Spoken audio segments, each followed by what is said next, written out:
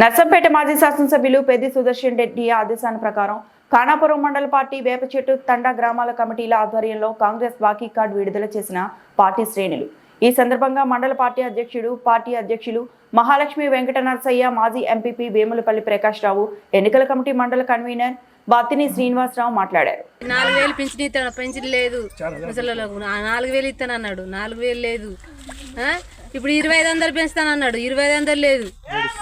Ladies కి ఏది లేదు. మాకైతే ముసలికైతే తప్పకుండా పింఛన్ పెంచాలి. మాకు గ్యాస్ పైసలు లేవు, గ్యాస్ పైసలు పడతలేవు.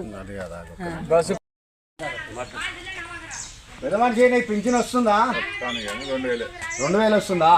మరి కాంగ్రెస్ గవర్నమెంట్ ఎంత ఇస్తా అన్నది? 4000 దండగా అంటే మరి ఇప్పుడు వస్తారు రేపు ఓట్ల కోసం వచ్చినప్పుడు మరి ఏమడుగుతావు? కాంగ్రెస్ వాళ్ళు చేగుట్టుకుంటే ఏమన్నప్పుడు ఏమని అడుగుతావు? పైకి వెళ్ళి నీ పింఛన్ పైసలు 4000 గురించి అడగావాలండి మరి. అందుకోసం రేపు వస్తారు, మళ్ళా దొంగ మాటలు చెప్పి మోసం చేయడానికి మళ్ళా వస్తారు. 4000 ఇస్తా అన్నారు, మరి ఆ రోజు ఓటు వేయించుకున్నారు. మళ్ళీ అంతేనా? ఎందుకు దొక్కరు? ఎందుకు దొక్కరు?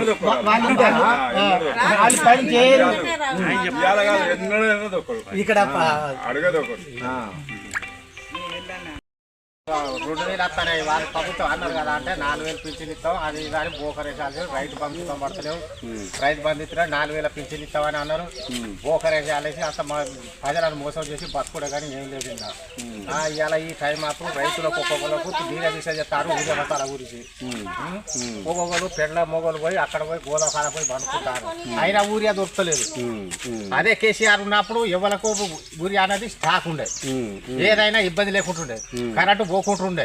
ఈ రైతులకు సుతం చంద్రబాబు నాయుడు కదా ఉన్నప్పుడు కదా ఇబ్బంది ఎట్లా జరుగుతుందో ఇప్పుడు సుతం గట్టే జరుగుతుంది. కాంగ్రెస్ ప్రభుత్వం ఉన్న కాడ నుంచి ఏ రైతులకైనా ఏ కొద్ది గొప్ప న్యాయం జరుగుతలేదు.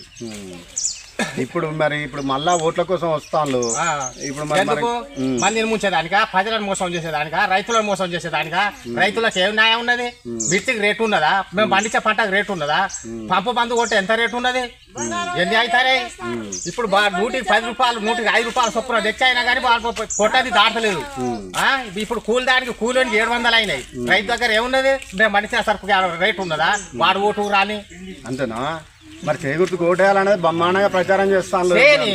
వాడు అయ్యవ పుట్టోడు అయితే మాత్రం కాంగ్రెస్ ఓటేయడు, టీఆర్ఎస్ ఓటేస్తాడు. రైతు బంధు పైసలు పోయి 2 సంవత్సరాలు అవి రాలే.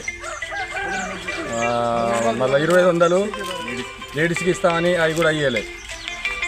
మళ్ళా మాకు ఈ లోను మాఫీ అన్నారు, మాకే మాఫీ కాదు. ఊరియా అయితే మస్తు తిప్పలు, లైన్ ఉండి తెల్లం దాకా 12 గంటల రాత్రి 10 గంటల రాత్రి పోయి పండుకున్నా కూడా ఊరియా రాలేదు.